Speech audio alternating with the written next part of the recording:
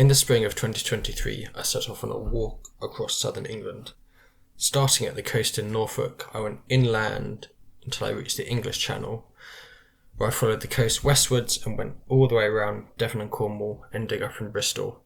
In the 3 months that it took me to walk this, I covered 1,800 kilometres and climbed 46,000 metres.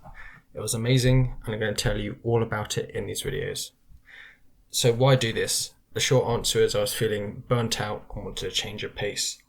I was living in London and was getting pretty fed up with life there.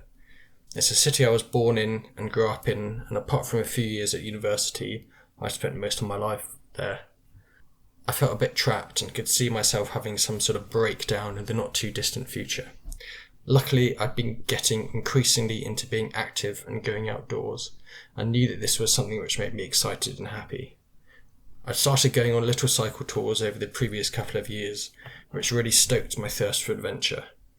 I'd come back from these short 1 or 2 week tours and just want more. I'd daydream about going on longer trips. But I also found the idea of them kind of terrifying, so much risk and so many things outside of my comfort zone. Towards the end of 2022, I was visiting a friend at the end of a work week, having a bit of a moan about work and life. We'd just been watching the film Stutz, which is all about Jonah Hill's therapist, and it's actually quite a good film. In it, there's a section where this therapist talks about the part of us which is resistant to change, and which will find a myriad of reasons to keep things the way that they are and not take the risks that you need to take. This resonated with me because I had these dreams of doing something exciting, but when I thought about what I'd actually have to do to realise them, I would get really scared and come up with a million reasons why it wasn't possible. I realised that I had to ignore the part of me which was telling me not to give up the security of my job and actually go out into discomfort. I also have to mention the things that I've been reading over the previous 2 years, because they were quite a big influence on my mindset at this point. These books all serve to inspire me and help me to imagine that I could head off on a small adventure of my own, in no particular order. As I walked out one midsummer morning by Laurie Lee. This is a classic. He's a poet and an author, and this is his memoir of the journey he took from his childhood home in Gloucestershire to London and eventually to Spain in the 1930s. The Old Ways, A Journey on Foot, Robert Macfarlane. In this, Robert Macfarlane walks ancient trackways and routes through the British Isles. A really interesting mix of nature writing combined with history as well. A Walk from the Wild Edge by Jake Tyler. This guy was living in London when he had a complete breakdown. He moves back in with his mum for a bit and then decides to walk around the entire coast of the UK. During this time, he ends up becoming a mental health campaigner and completely changing the trajectory of his life, and I think this really spoke to me as I recognised some of the things he was dealing with, and the motivation for his and my journeys were similar in some ways. Full Tilt, Ireland to India with a bicycle, Dervla Murphy. This is a woman who cycles from Ireland to India on her own in the 1960s. Read it, it's great. She was a complete badass. The Frayed Atlantic Edge, a historian's journey from Shetland to the Channel. David Gange is a historian and a kayaker, and he kayaks down the Atlantic coast of Scotland, Ireland, Wales and England over the course of the year, and writes about the history and the relationship to the sea of the places he passes through. The Kings of the Yukon, an Alaskan River Journey.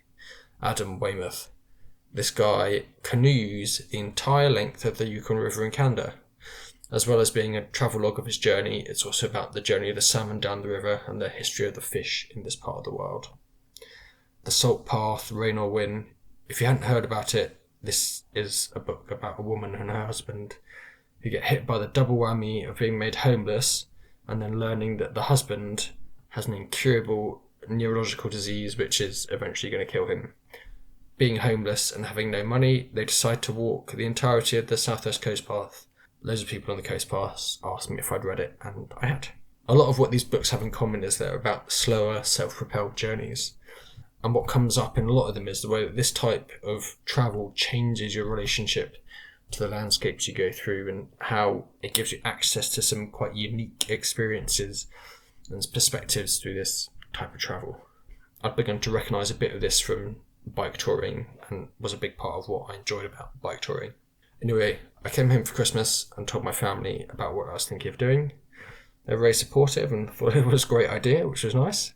Luckily, the house I was renting in London was being sold by my landlord, so everything all sort of managed to slide together. Once we got our notice to quit at the start of the year, I handed in my notice at work, and they were very good and supportive about it all. This felt like a moment where it all became quite real, and that naysaying part of me popped up in the last couple of months before I set off. Sometimes I'd be quite excited, and sometimes I'd feel like I was walking towards the edge of a cliff. During this time, I started to plan out my route. I decided to link up a series of 5 long-distance footpaths: the Peddars Way, the Ickneild Way, the Ridgeway, the Wessex Ridgeway, and the Southwest Coast Path. This would take me from the Norfolk coast across southern England to Lyme Regis, where I'd link up with the Southwest Coast Path and go around Devon and Cornwall. The first 4 paths form something called the Greater Ridgeway, and Robert Macfarlane writes about them in his book The Old Ways. The Southwest Coast Path is much more well known. It's England's longest national trail, and lots of people that I knew had walked some or all of it. The route also had the advantage of starting in relatively flat Norfolk and then getting progressively hillier as it approached the coast path, so I could build up my strength and endurance ready for it, because it's quite tough. Aside from the actual route planning itself, I didn't do a huge amount of prior planning. I had an open-ended amount of time, so I left my job. I was limited by the amount of savings that I had, calculating that I could spend up to 6 months walking if I wanted to. I started walking more, walking home from work, going out on walks at the weekend, but apart from that, I didn't necessarily train or anything. And before I knew it, I was moving all my stuff back to my family's place near Bristol. Here I spent a few weeks sorting things out and preparing, making my tarp to sleep under, sorting out everything I needed. And then I got on a train to London, where I spent the night at a friend's. And the next morning I went to Liverpool Street and got on a train to King's Lynn. And I got some food, stocked up on some things, and got on a bus to Hunstanton, where the Peddars Way starts. Well, not quite. The Peddars Way actually starts a few kilometres away from Hunstanton in Holme, next to the sea. I walked through Hunstanton, and it was a nice day, a bit windy. You can see out to the Wash to your east, and I followed the coast north, past Old Hunstanton, past this golf course, until I arrived at the actual start of the Peddars Way, or where it interconnects with the Norfolk Coast Path. There's a little sign there. You pass by some public toilets and walk on the road for a bit, and then after you cross this A road here, you're actually on the Peddars Way, and it was quite overgrown to begin with, and you wiggle your way down through Ringstead, and you're on a Roman road, which is really, really straight, and is what most of the Peddars Way is like. There are lots of pig farms in this part of Norfolk, and you can smell them. But I walked all the way down this straight Roman road until I came to this little bit of forest woodland scrub here, which is where I decided to camp for the night. The sun was starting to set when I got there, and I prepared to make myself dinner. I assembled my stove, screwed in the gas, and then nothing happened. The stove was one that my friend had given me, and I'd made the big mistake of not testing it before I took it out with me. So that night I had a cold dinner of chorizo and cheese wraps. This was also my first time wild camping in England outside of Dartmoor. This is something which had been causing me a bit of anxiety when I thought about this trip. I was worried about being woken up in the middle of the night by an irate landowner or farmer. So I set up my tarp here after the sun had set and tried to be as discreet as possible. As I lay in my sleeping bag, I was very alert, and it took me quite a while to get to sleep, listening to all the sounds of the animals around me. I woke up a few times in the night and was treated to a beautiful starry sky. It was quite cold though, so the next morning I packed up quickly and got going by about 7.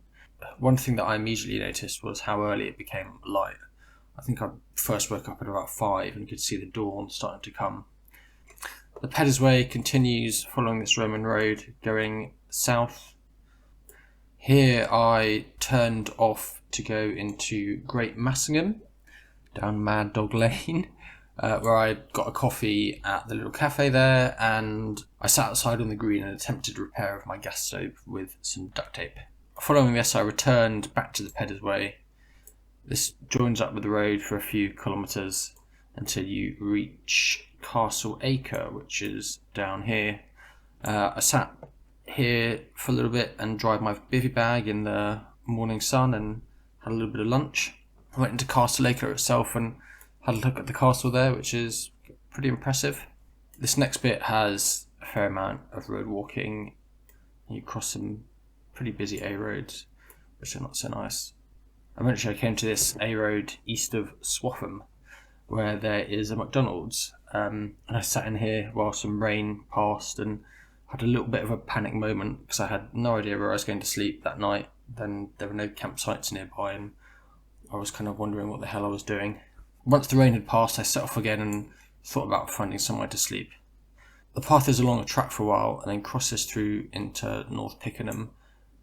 And looking at the map, I had a fair few places which I thought might be good to camp, but going past them, none of them seemed ideal.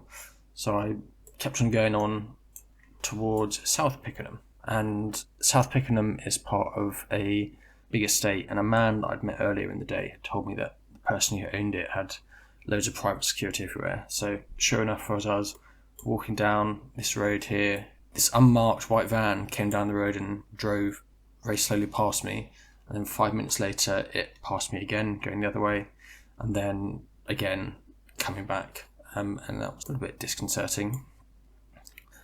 So obviously I'd have to keep on going to find somewhere to camp. I was heading towards dusk now, and I'd walked about 30 kilometres by now, way further than I wanted. So I came across this tiny thicket, and I ducked into it and set up my tarp at the far end, away from the road. Again, I was quite worried about camping here and being turfed out in the middle of the night. Each time the lights of a car came down the road, I had a little mini panic. But I got to sleep fine and nothing disturbed me. The next morning I packed up and set off. At Little Cressingham, the Peddars Way goes along the side of this busy B road for a while and then eventually sort of turns off going south. I wanted to go into Watton to get some bits, which meant I had to walk along the side of this busy road for a while in the kind of drizzly rain, which wasn't great. But got to Watton, went to the supermarket there, sat in a little cafe for a bit and had a coffee and figured out my plans for the day. Leaving Watton, I went south on this road and worked my way back to rejoin the Peddars Way, which keeps on going south pretty straight. You go along by the side of a military firing range here, and this part of England has loads and loads of military stuff in. Lots of warning signs telling you to keep out, otherwise you'll be arrested by the military police. And there are lots of, and I frequently saw F-35s and C-17s flying in and out of the air bases in the area. You pass by a nature reserve here, by this lake, Thompson Water. It's had little bird hides where I went and sat there for a bit of lunch. On the Peddars Way you start coming across these standing stones which have poetry on, which are quite nice, and made me think of some of the stuff which was written in Robert Macfarlane's The Old Ways about how these paths are thousands of years old. At Hokum Heath here, the path keeps on going directly south. This area would be a really good place to camp. Lots of areas to discreetly set up. I think all this place would be a good area to wild camp if you wanted to. But I wanted to go a little bit further today. So I kept going down here, past this road,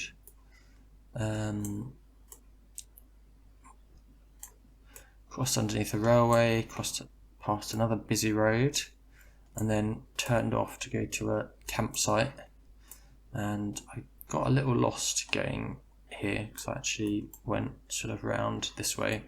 Luckily at this time of the year there wasn't much undergrowth, so it was quite easy to figure out a way to this campsite. This part of Norfolk is called the Brecks, which are these sandy flat plains with lots of pine trees, and they feel quite Nordic in a way. This is the campsite I stayed at for the night, called the Dower House. I set up my tarp in a field, had a shower and made dinner. There was a little bar there, and I had a pint and a read for a bit in the evening and filled in my journal. The next morning, set off south again, leaving the Brecks. I came out of the forest, crossing the road. Near this school here, I joined up with the Icknield Way for a little bit. There are hundreds of waymarked paths in the UK. Some of them are long, some of them are pretty short, but you find them absolutely everywhere.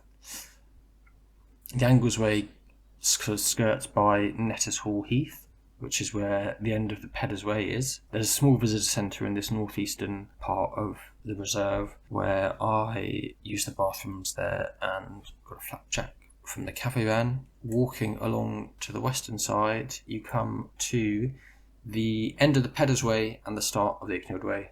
There's nothing huge marking the start/end apart from a signpost. But that's about 3.5 days walking, 75 kilometres so far. No big disasters yet. Maybe this is something which I can actually do. The Icknield Way begins, and immediately everything starts to get very slightly hillier. Nothing huge, but the landscape is more undulating than the mostly flat Peddars Way. Soon after Netters Hall, you go through this country park here. There's some sort of fair going on, so lots of cars driving in and out. At Euston, there was a nice bench where I sat and had some lunch. At this point, I was still working out exactly how to manage resupplying myself en route and making sure that I passed shops when they're open. Luckily, England is densely populated, so you're never too far away from anything.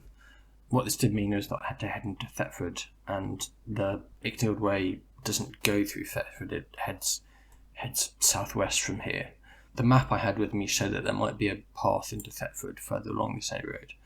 So I walked up it until I reached where I thought the path would be, and it turned out it was just marking some tracks on a farm.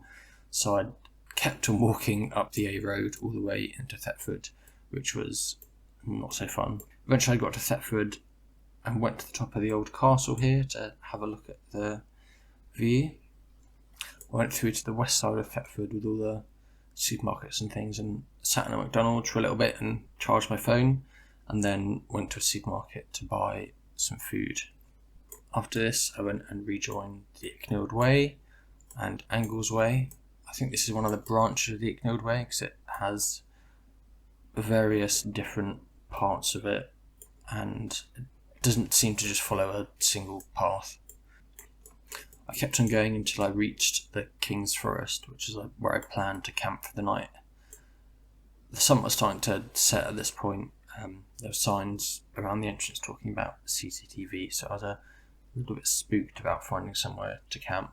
I found a dense group of young fir trees here, which I slipped into and set up my tarp in between the rows of them. It was a beautifully clear night with a big moon and stars, but also quite cold, so this I was a little bit scared of camping out, and each distant dog bark would have me imagining someone out there trying to find me. But of course, nothing happened. The next morning was a bit grey. I retraced my steps to join up with the Icknield Way and kept on going south. Stopped at Westow Country Park, which has a Saxon village in it, and had a morning cup of tea and refilled my water. Rejoining the path, I went through Icklingham, through these kind of flat nature reserves here, through Tuddenham, and this part of the world has loads and loads of horse stuff in, so there's loads of equestrian stables all around here. Kept on going south here, past a big concrete plant and over this A road here, and there's a mountain bike park here where I stopped for a little bit. At this point it started spitting a little bit. I crossed over the road and went southwards until I turned off the Icknield Way to go to another campsite. So I went into Barrow here and I stayed at a campsite here. At this point I was quite tired and it had been raining a fair amount, so I was glad to arrive. Sat on my tarp and had a shower. They had a little cafe there, so I got a burger and had a pint while I charged my phone in there and did some reading. They also had a cat wandering around the campsite, and when I got into my bivvy bag later at night, it came and sat on my chest for a while, which was very cute. A bit cold in the morning. A lovely couple in a caravan at the campsite gave me a cup of tea, which was much appreciated. Heading back into Barrow, I found a footpath which took me back to the Icknield Way, past this kind of castle. Stopped here at Dalham Hall to dry my feet out. I'd begun to get some blisters on the bottom of my feet. My top tip for helping blisters is to frequently change your socks and let your feet air out, and not allow your feet to get sort of damp or wet. I'd been doing all of this, but blisters were still developing, and it was just something I was going to have to deal with. A bit of road walking into Ashley.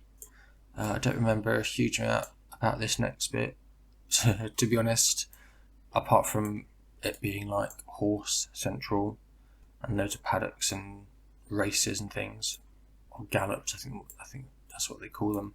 But eventually came through to Borough Green. The Icknield Way goes right by a pub, and it turns out the owners had just bought it and were sort of in the middle of doing it up.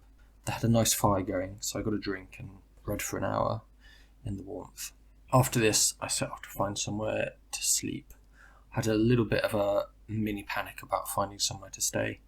I saw there was a pub in Brinkley which did camping, but it was closed today. I went to check to see if there's anybody there who would let me camp in their beer garden, but it was completely deserted, so I had to find somewhere else. And what I did was I went down into this little nature reserve, bit of woodland here, and I found a small area of the wood away from the paths where I set up my tarp. Again, still quite worried about being found, and as the sun set, I kept an ear out for people. I think that generally no one's going to be wandering around the forest on the off chance that they'll find someone camping. They've got better things to do. It was unseasonably cold that night, and there was a bit of frost on the ground when I woke up in the morning, so I'm glad I had a really good sleeping bag with me. It turned into a really nice sunny morning there, and I wended my way back through these paths and villages to meet up with the Icknield Way again, where I rejoined it at Balsham. This was a cute little village. Got a coffee at a little cafe and a banana at the village store. They had these Icknield Way marker stones too. The path markers for the Icknield Way are these stone axes, I guess because the route has sort of prehistoric origins. Leaving Balsham, I went down, joined this Roman road, Harlam Canco E2 way for a little bit, and headed towards Linton. Just before Linton, I met a couple walking the Icknield Way and the Peddars Way, but they were doing it in the opposite direction and in sections.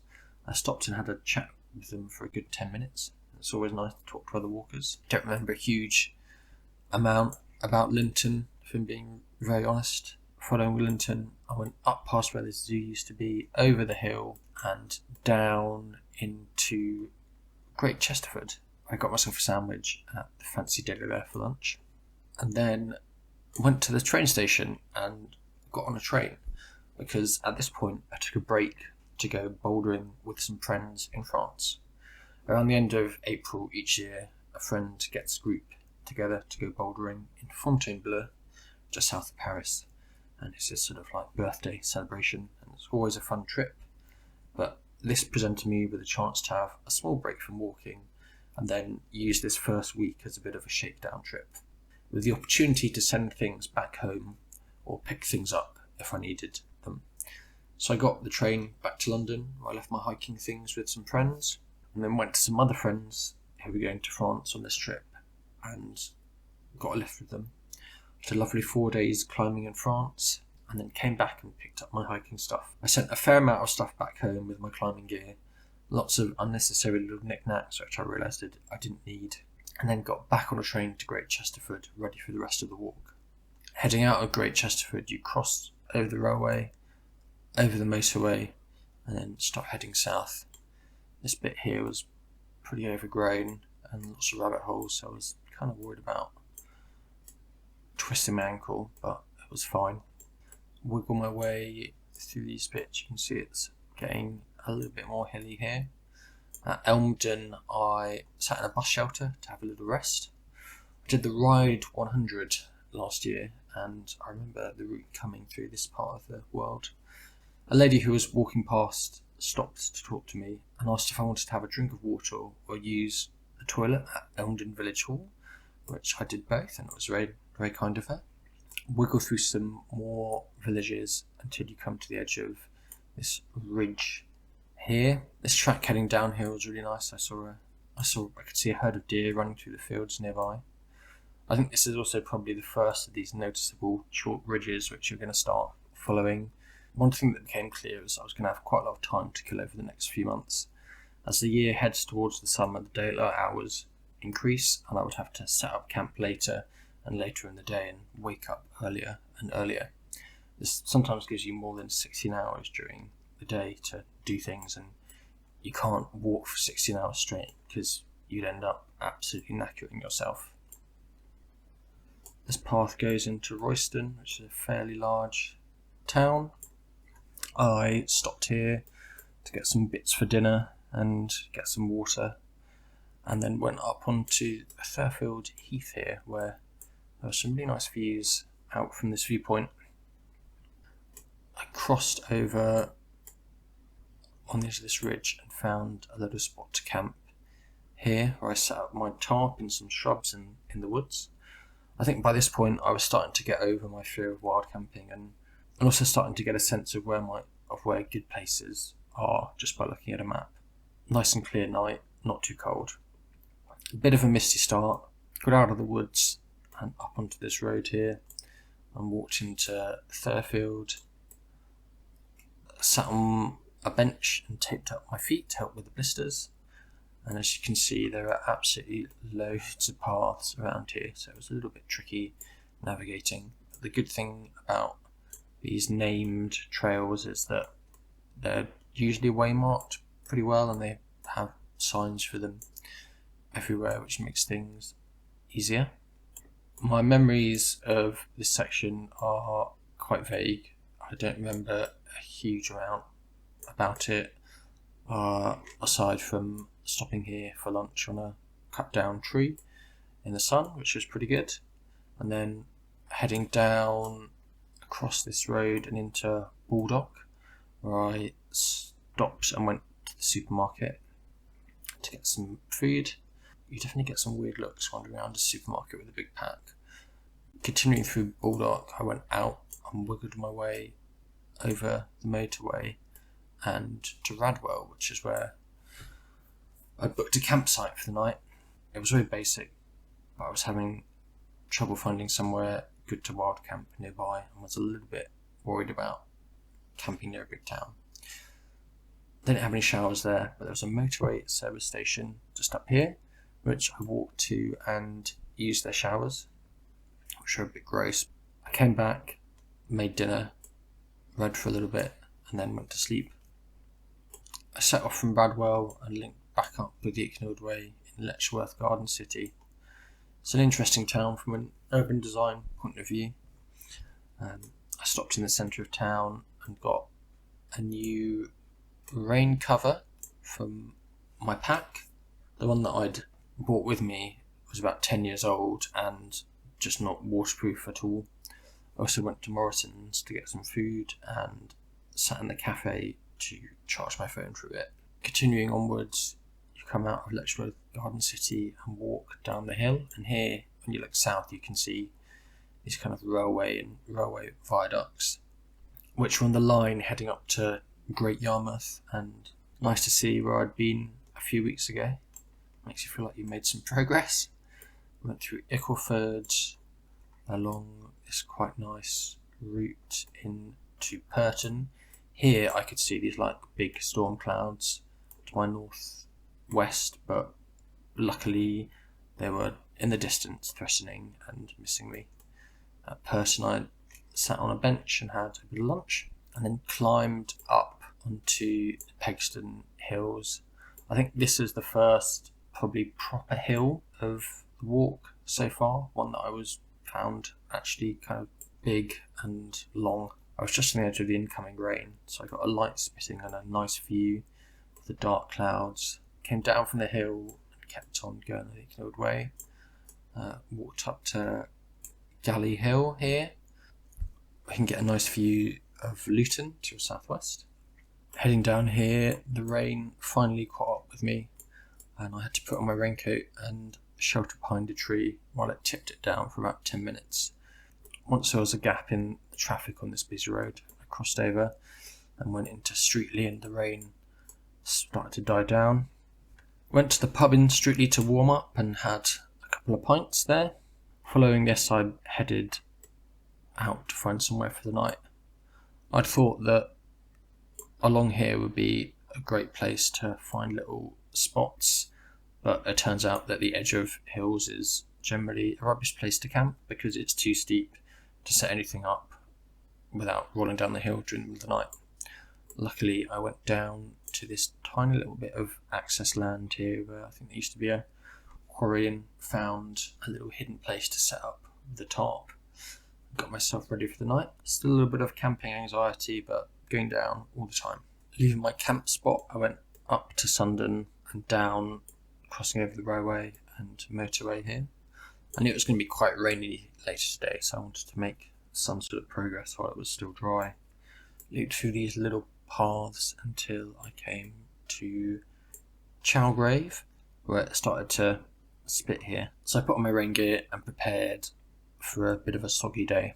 The rain became constant, and as I crossed by freshly ploughed fields, the clayey mud would stick to my boots, making it a real pain to cross. Definitely a low point, but like in the rest of your life, not every day is going to be amazing. Sometimes you're just going to have a bit of a shit time. The Ickneild Way skirts northwest of Luton through this kind of industrial area.